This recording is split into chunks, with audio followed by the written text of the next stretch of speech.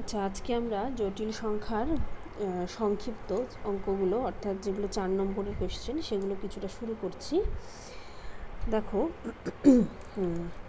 প্রথম অঙ্কটাই আছে x³ - 1 সমীকরণের সব বীজগুলি নির্ণয় করো এবং দেখাও যে সমীকরণের একটি কাল্পনিক বীজ যদি ওমেগা হয় তাহলে অপর কাল্পনিক বীজটি ওমেগা স্কোয়ার হবে এবং 1 + ওমেগা + ওমেগা স্কোয়ার = 0 হবে। অর্থাৎ এই সমীকরণের 3টে বীজ থাকবে, তার মধ্যে একটা বাস্তব আর দুটো কাল্পনিক বীজ হবে। তো আমরা যেভাবে উৎপাদকে বিশ্লেষণ করে সমাধান করে থাকি তো সেটাই আমরা ফার্স্টে করব।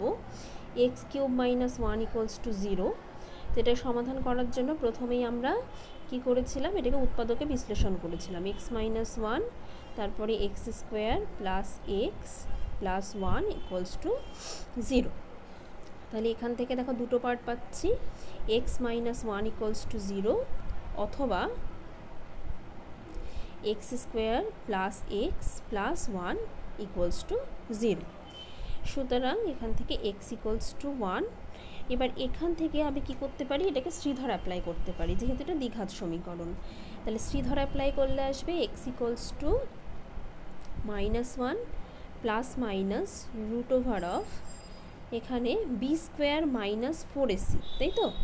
b² - 4ac করলে কত হচ্ছে, b² মানে 1 - 4ac,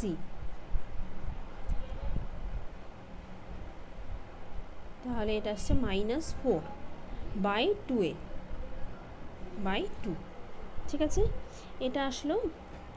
তাহলে দাঁড়াচ্ছে -1 ± -3/2, অর্থাৎ -1 ±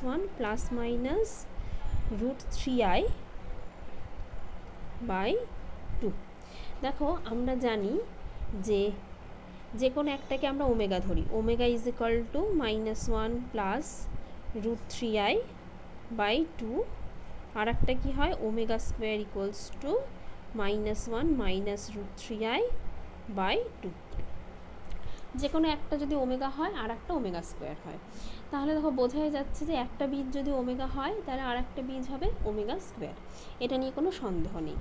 আর একটা আমরা কি পাচ্ছি, যদি একটা বীজ ওমেগা হয় তাহলে অবশ্যই ওমেগাটা এই সমীকরণকে স্যাটিসফাই করবে। সুতরাং ওমেগা প্লাস ওমেগা স্কোয়ার বা ওমেগা যেটা যেমনভাবে লেখা আছে তেমনভাবে যদি লিখি, omega square plus omega plus 1 = 0, তাহলে এই সমীকরণটাও সিদ্ধ হয়ে গেল, যেটা প্রমাণ করতে বলা হয়েছে। তাহলে বুঝতেই পারছো যে এইভাবে লেখা যাবে। তাহলে এটাকে একটু গুছিয়ে লিখতে হবে। কিভাবে লিখব, এই অবধি লিখলাম, লেখার পরে আমি লিখছি, সুতরাং সমীকরণের একটি বীজ বা একটি কাল্পনিক বীজ ওমেগা হলে অপর কাল্পনিক বীজটি হবে ওমেগা স্কোয়ার। ঠিক আছে, এটা গেল। এবার আমরা নেক্সট কি করব,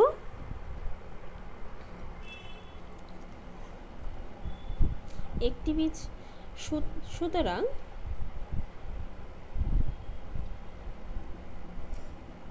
আমরা বলতে পারি বা আমরা জানি x² + x + 1 = 0 সমীকরণটি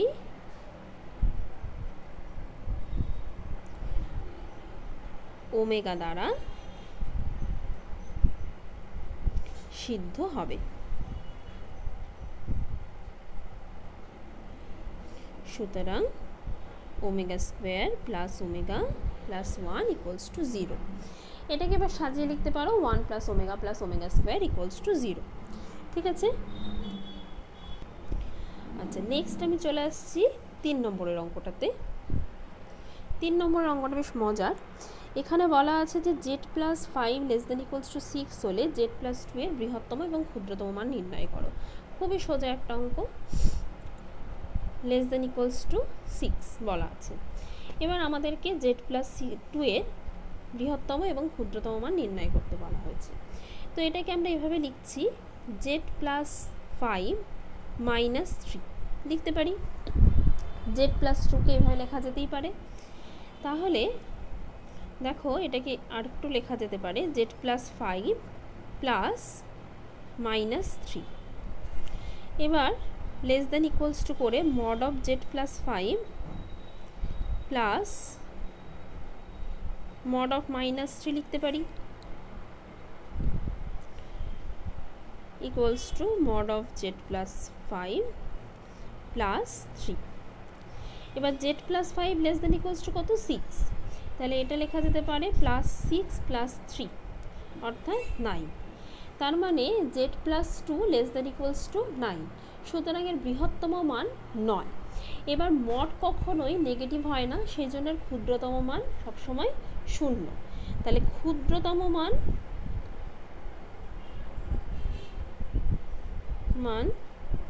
0, যেহেতু mod z+2 ঋণাত্মক হতে পারে না, তাহলে সব থেকে ছোট 0ই হতে পারে। এবং বৃহত্তম মান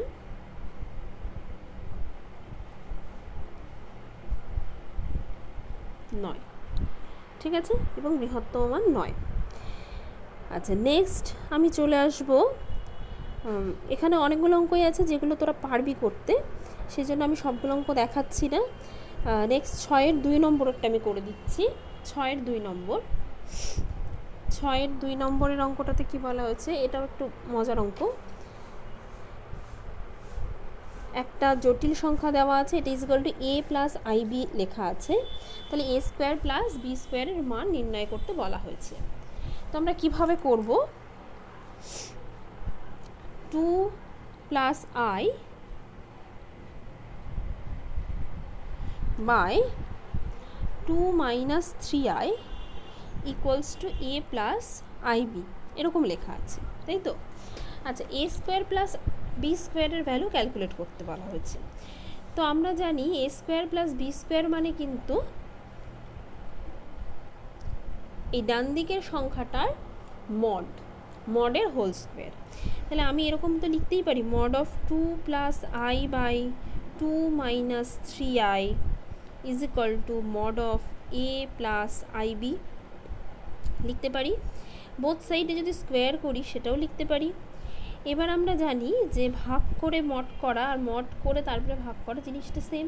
তোমরা 2 + i তার মডের স্কোয়ার বাই 2 - 3i তার মডের হোল স্কোয়ার ইকুয়ালস টু, এটার মডিউলাসের হোল স্কোয়ার করলে a² + b² হবে। এবার বাম দিকটা ক্যালকুলেশন করাটা খুব একটা কঠিন কিছু নয়, এটা হচ্ছে 2² + 1² মানে 2² + 1², আর এটা আসবে 2² + 3², ঠিক আছে। তো a² + b², রুটগুলো এলো না যেহেতু আমি হোল স্কোয়ার করে দিয়েছিলাম। তাহলে 4 আর 5, আর এটা হচ্ছে 4 3 3 9, তাহলে 9 4 13, 5/13, তাহলে a² + b² ইকুয়ালস টু 5/13 হয়ে গেল, ঠিক আছে। আচ্ছা, নেক্সট আমরা করব 7-এর 4 নম্বর।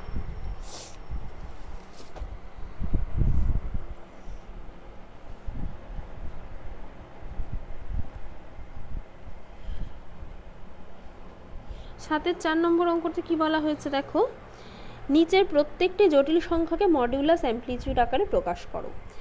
তো আমি 7-এর 4 নম্বরের অঙ্কটা লিখছি, দেখ -3 + 3i -3 + 3i ইন্টু 1 - i, তাই তো।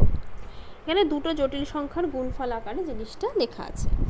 তোরা চাইলে গুণ করে নিয়ে তারপরেও করতে পারিস, বা আলাদাভাবেও করতে পারিস। আমি দুটোভাবেই করে দেখিয়ে দিচ্ছি, যেটা তোদের সুবিধা মনে হবে সেইভাবেই করবি।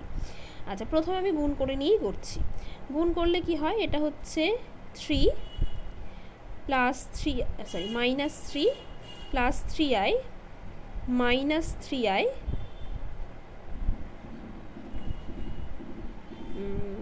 মাইনাস মাইনাস প্লাস 3i হবে, এটা plus 3i minus 3i square. ঠিক আছে, তাহলে মাইনাস 3 প্লাস 6i মাইনাস, এটা আই স্কোয়ার মানে মাইনাস, তাহলে মাইনাস মাইনাস প্লাস 3, তাহলে 3 কেটে গিয়ে এটা থাকছে শুধু 6i। তাহলে এটা হলো আমাদের গুণফলটা।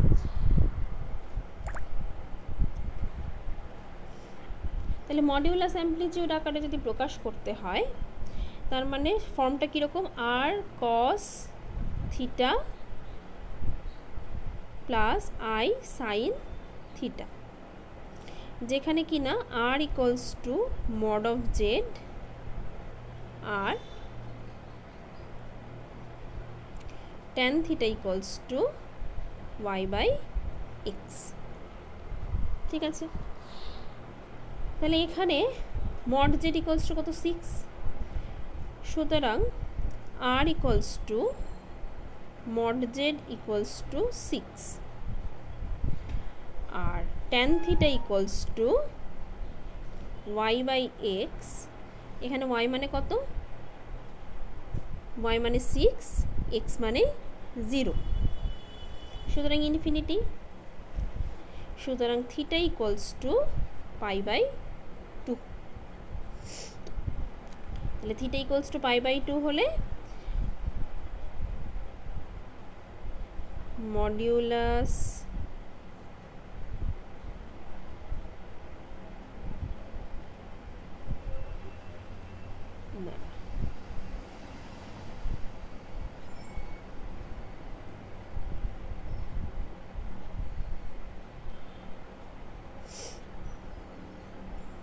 আকারে সাজিয়ে পাই, কি পাচ্ছি, 6 into cos pi by 2 plus I sine pi by 2। এখানে তোদের মনে হতে পারে যে কস পাই বাই 2 মানে তো 0, তাহলে 0 বসিয়ে দিই, কিন্তু আমাদের এই আকারটাই চাওয়া হয়েছে, তাই আমি এই ফর্মেই রাখবো, এটার মান কিন্তু বসাবো না। ঠিক আছে, মান বসালে তো আবার এই 6i ফর্মে চলে আসবে, তো এই 6i থেকে আমাদের এই থিটা আর থিটা ফর্মেই সাজাতে বলা হয়েছে, সেই জন্য আমরা এই ফর্মেই সাজিয়ে রাখবো।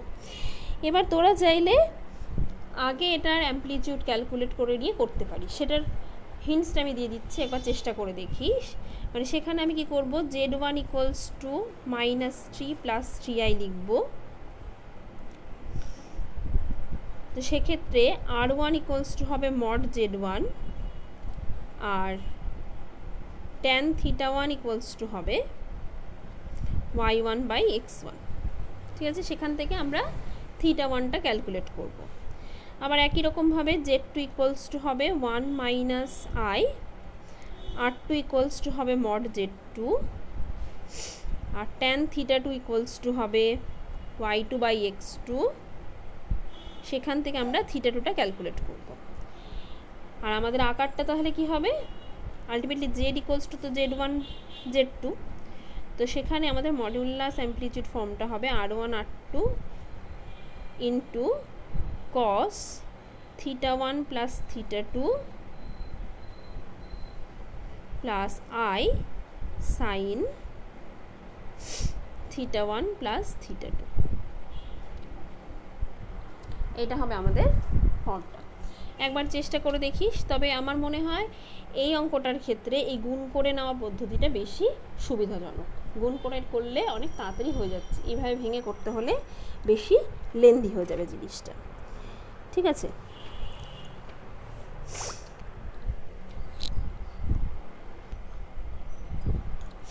নেক্সট আমি কয়েকটা 15 অঙ্কগুলোর কয়েকটা করে দিচ্ছি, অর্থাৎ বর্গমূল নির্ণয় করা।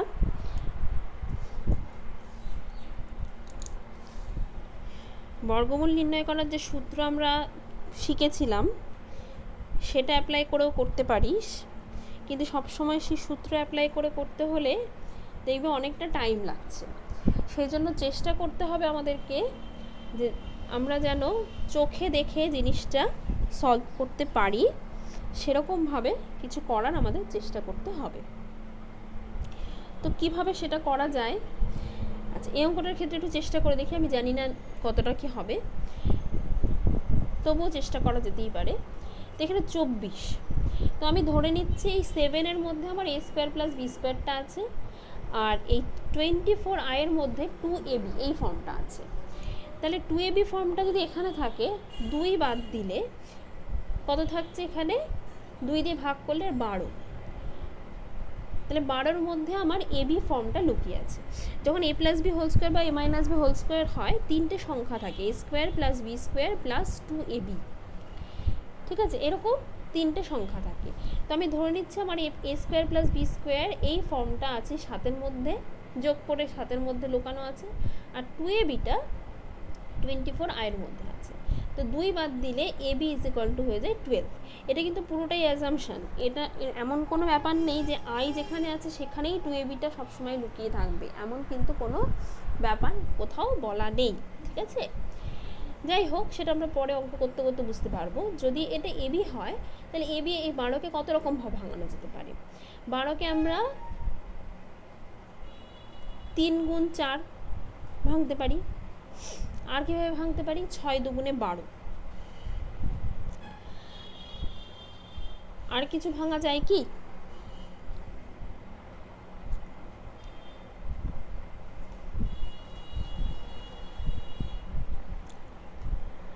আচ্ছা, এবার 7 আসবে, এটাও আমাকে 7টাকে এমনভাবে দেখতে হবে যেন এই 7কেও a square plus B square আকারে লেখা যায়, তাই তো? তাহলে দেখ, 12কে আমরা 3 গুণ 4 করে যদি লিখি, 4-এর স্কোয়ার মানে কত? 16, আর 3-এর স্কোয়ার মানে হচ্ছে 9। 16 আর 9 বিয়োগ করলে কত হচ্ছে? 7, তাই তো? তাহলে এটাকে আমরা এইভাবে লিখতে পারি, 16 minus 9 minus 2 into 4 into 3i। তাহলে এটাকে আমরা লিখব 4 স্কোয়ার প্লাস 3i তার হোল স্কোয়ার, কারণ দেখ মাইনাস 9 আছে, তাহলে মাইনাস 9 আনতে হলে 3i স্কোয়ার করতে হবে, 3 স্কোয়ার করলে 9 হয়, আর মাইনাস 1-এর রুট মানে হচ্ছে i, এবার i স্কোয়ার করে দিলে মাইনাস 1 হয়ে যাবে, মাইনাস 2 ইন্টু 4 ইন্টু 3i। এবার দেখো জিনিসটা চলে এলো, a square plus B square minus 2ab, অর্থাৎ 4 মাইনাস 3i তার হোল স্কোয়ার। এবার বর্গমূল করলে কী হবে? সুতরাং নির্ণেয় বর্গমূল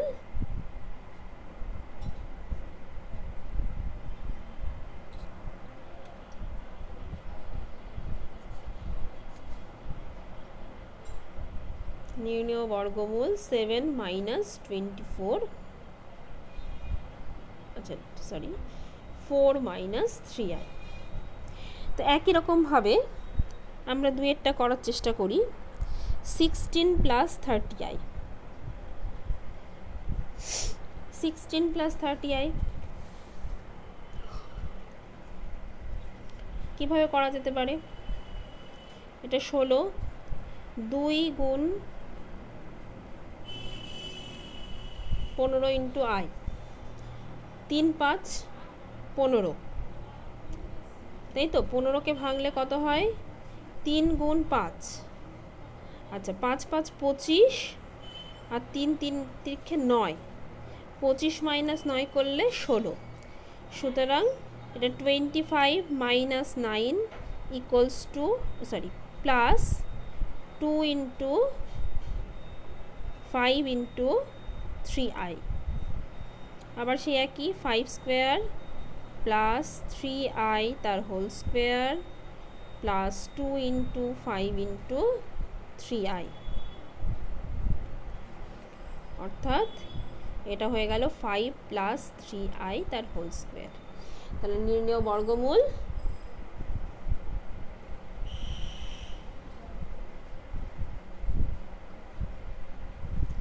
5 প্লাস 3i। ঠিক আছে, তো এইভাবে করা যেতে পারে।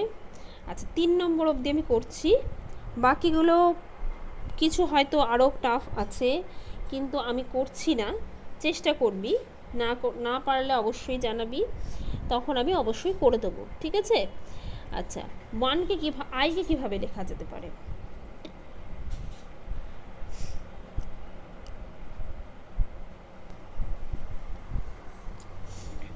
আয়েরটা কিন্তু বেশ মজার। দেখ, 1/2 ইন্টু 2i লেখা যায়, যাই তো। তো এবার আমি এভাবে লিখতে পারি 1/2 into 1 minus 1 plus 2i, 1/2 into 1 মানে হচ্ছে 1 এর স্কোয়ার, আর মাইনাস 1 মানে i এর স্কোয়ার, তাহলে 1 square plus i square plus 2 into 1 into i। ঠিক আছে, তো এবার দেখো a square plus b square plus 2ab form, তাহলে 1/2 ইন্টু 1 প্লাস i তার হোল স্কোয়ার, তাহলে নির্ণেয় বর্গমূল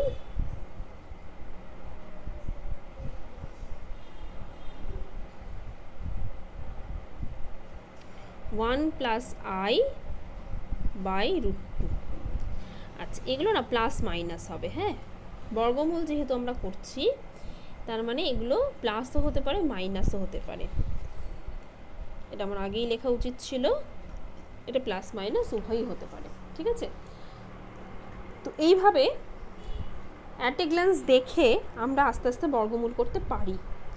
শুধুমাত্র সূত্র অ্যাপ্লাই করেই যে করা যায় তা কিন্তু নয়, এইভাবেও করা যেতে পারে। চেষ্টা করবে এইভাবে করার। আর যদি দেখো যে একান্তই কিছু বুঝতেই পারছো না, কোনোভাবেই কিছু ভাঙা সম্ভব হচ্ছে না, তখন আমরা সূত্র অ্যাপ্লাই করব, যেভাবে আমি আগের দিন দেখিয়েছিলাম, আগের ভিডিওতে যেরকম দেখানো আছে, ওই a প্লাস বি ধরে নিয়ে তার হোল স্কোয়ার করে সেইভাবে করতে পারো। ঠিক আছে, তবে এইভাবে করা যত প্র্যাকটিস করবে তত তাড়াতাড়ি জিনিসটা করা পসিবল হবে। ঠিক আছে, তো আপাতত আজকের ভিডিও এই পর্যন্তই রাখছি। তোমরা বর্গমূল অবধি চেষ্টা করো, তারপরে আমরা বাকি অঙ্কগুলো আবার নেক্সট ভিডিওতে শেয়ার করব।